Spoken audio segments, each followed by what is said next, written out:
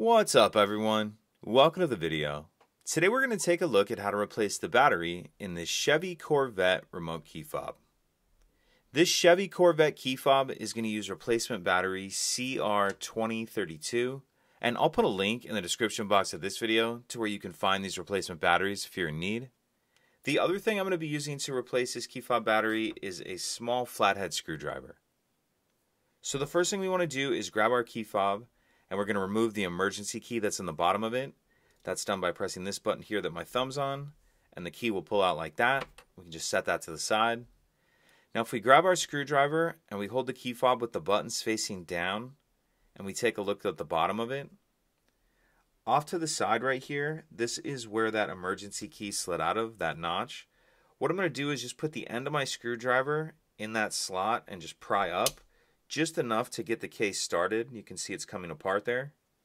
Once I have it started, what I'm going to do is take my screwdriver and just carefully run it down the side, down that crack. And just take your time and go carefully so you don't accidentally get yourself in the hand. But I'll just work my way around like that. Again, just kind of going gently.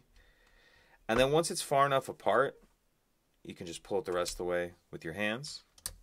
And in the back half of the case, we see our battery right here.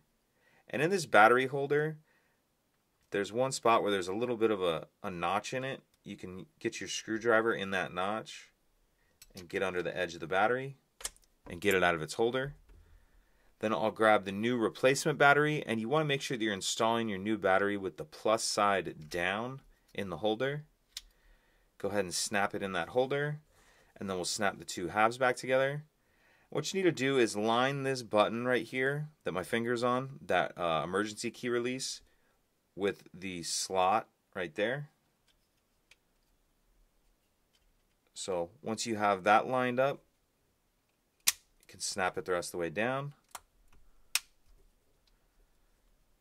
Slide our emergency key back in, and that's it.